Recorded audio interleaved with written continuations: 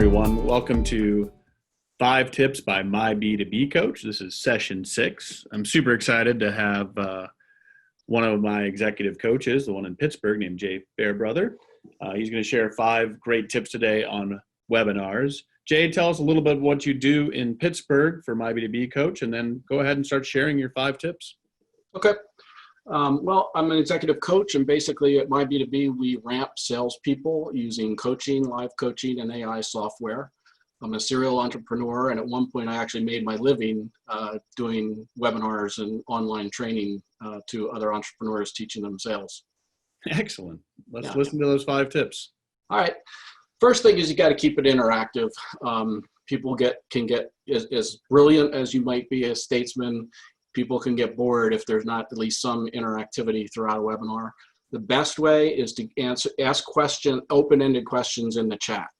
So at the beginning of the webinar, if you're giving it a few minutes for people to show up, you can ask them to state where they're from and read some of those answers. One of the best open-ended questions is to ask what their main pain points or frustrations are around the topic that you're delivering. So, tell me, what has been your biggest frustration in whatever the topic is or problem you're trying to solve. So that's a great way. You can conduct a poll as well and ask for a raise of hands a couple of times throughout the webinar. But the one thing I would caution is don't abuse these. Don't make it over interactive and like it's a chore to watch your webinar because you're pausing every 5 minutes to ask a question or ask them to do something. Tell me more about just not abuse these. Where have you seen that really go wrong? Well, if I would say in, say, a 60-minute webinar, I might do one poll, ask those 2 open-ended questions and maybe 1 or 2 raises of the hands. I think much more than that, and it just kind of becomes a little bit annoying. Okay, great. Good information. Right. Keep going. This should be an obvious one, but I've been on many webinars where they basically are reading the slides at me. Never put complete sentences on the slides. Use bullet points, unless maybe you're quoting someone. And also, if you're working from presenter notes from like a PowerPoint, also don't write those in complete sentences because you might find yourself at certain points in the webinar reading your presenter notes. And again, it just comes across as stiff and people will know you're reading. Third tip I would say is slow down. I've been on many webinars where the presenter feels like they have to fill every single second of space with their voice. They talk too fast, faster than the brain can accumulate the information. And so I would say, the optimum rate of speech is 110 to 150 words per minute. I've been on a lot of webinars where I know they're going like 200 words a minute.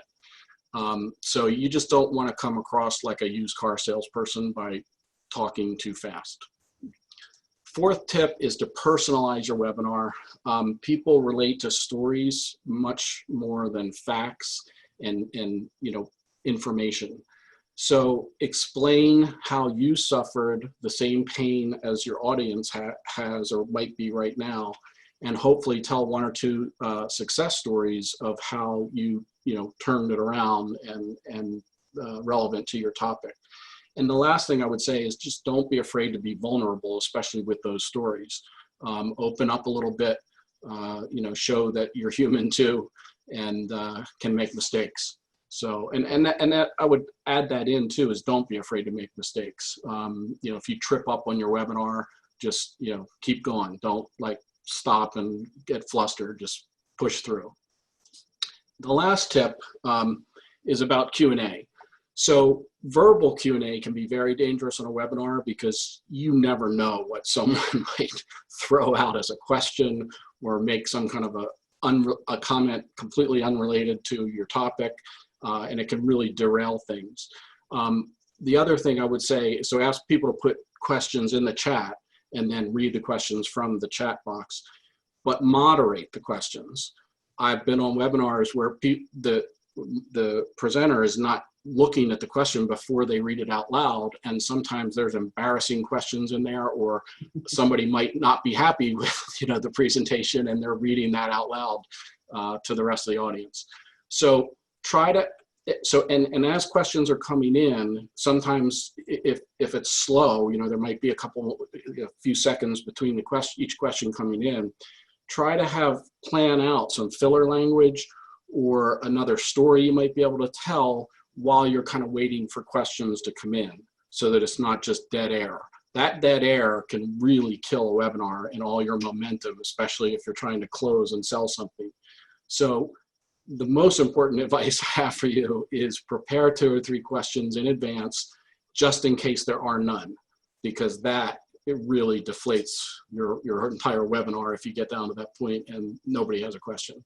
So have a couple prepared so that at least it seems like there is some interesting questions coming. And that's my 5 tips.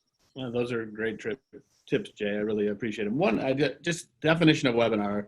What is the time frame you'd recommend for a webinar? I think if you are trying to present information or sell something, I think you need to be 30 to 60 minutes. Any longer than that, I think it is too much. Although if your Q&A, if you have a lot of people in a webinar and you scheduled it for 60 minutes and your Q&A goes for another 30, that's fine, because that interactivity, you know, people will hang out and listen to that both live and on a recording. Excellent. Well, I appreciate your 5 tips today. Very informative, great stuff. Keep up the good work. Thanks, Jay. Thanks for having me.